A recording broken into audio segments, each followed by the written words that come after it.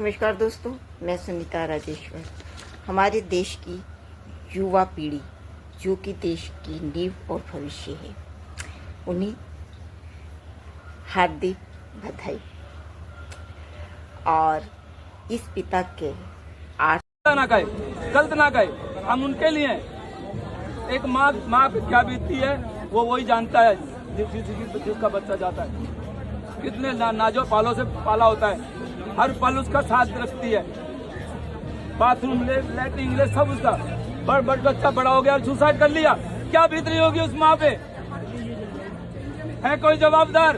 ये सरकार सोई हुई है, हमें जगाना पड़ेगा। भाइयों, हाथ जोड़ के प्रार्थना आपसे, आप जो एक हो जाओ। हिंदू मुसलमान करना बंद करो, हिंदू मुसलमान बंद करो, एक हो जाओ।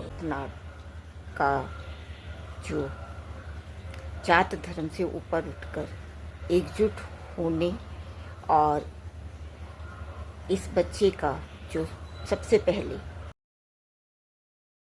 जंतर मंतर पर आमरण अनशन पर बैठे, हालांकि बाद में तबीयत बिगड़ने पर उन्हें तोड़ना पड़ा, लेकिन सबसे पहला बच्चा यही था।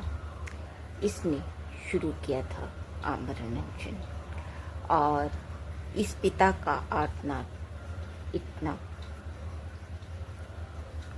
हर माँ को, हर बच्चे को अंदर तक झकझोरने वाला और एकजुट करने वाला रहा। तभी तो ये बच्चे देखिए कैसे एक दूसरे को जात धर्म से ऊपर उठकर हाथ पकड़कर स्टेज पर भी पढ़ रहे हैं। इतना ही नहीं, ये जो हमारी बांसुरी स्वराज बिटिया है,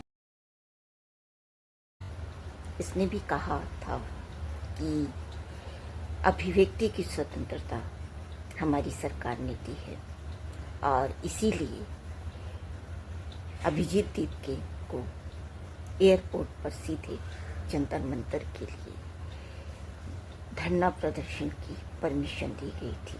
मैं तो बार बार यही कहती रही हूँ कि धन्यवाद प्रधानमंत्री नरेंद्र मोदी जी,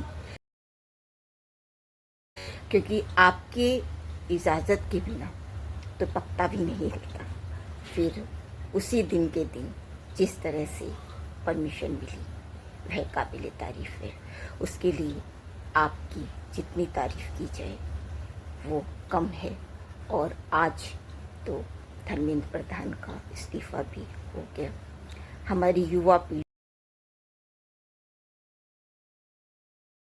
की जो सही मांग थी उसे मानने के लिए प्रधानमंत्री नरेंद्र मोदी जी, आपका दिल से धन्यवाद। जैसा कि तुषार गांधी ने भी कहा कि अब ये कॉकरोच उड़ेंगे और आसमान छू लेंगे। सचमुच इस बीच बहुत सारी राजनीति कुछ हुआ। सोनम वांगचुक को जेपी नड्डा द्वारा जूस पिलाए जाने पर ये वो, उसमें न जाकर कुछ मुद्दे राजनीति से ऊपर उठ रहते हैं, रहने चाहिए। और जो हमारे युवा हैं, युवा शक्ति जो देश की नींव और भविष्य हैं, उन्हें अगर हम संभाल नहीं पाएंगे तो कुछ नहीं कर पाएंगे। और ये करने में हमारे देश के प्रधानमंत्री नरेंद्र मोदी जी कामयाब रहे। भले आप कुछ भी कहें, लेकिन वो सरकार जिसको कहा जाता था कि हम अपने इरादे नहीं बदलते, उन्होंने बच्चों की जायज़ मांग को माना। और माना ही नहीं, जो सोनम वांगचुक आमरण अनशन पर बैठे थे 26 दिन तक, उन्हें जूस पिलाने खुद जेपी नड्डा स्वास्थ्य मंत्री गए। अब देखना यह है कि आगे देश की युवा पीढ़ी को जो चाहिए, मतलब भ्रष्टाचार से, बेरोजगारी से, गरीबी से और शिक्षा में हर जगह पर साफ सफाई और सुचारू ढंग से चलना। और शिक्षा, ये जो नीट में भ्रष्टाचार हुआ था, इससे जो ये पनपा है विरोध, यह ना पनप पाए, इसके जड़ में जाकर जो भी दोषी है उसे सजा दी जाने के साथ साथ बच्चों के साथ चलना, बच्चों की राय मानना, यह जरूरी है। डिक्टेटरशिप नहीं चलेगी प्रधानमंत्री नरेंद्र मोदी जी, बस यही। और देश की युवा पीढ़ी आपको एक बार फिर हार्दिक बधाई हम माओ की तरफ से। और मैं सुनीता राजेश्वर, जय हिंद, जय भारत।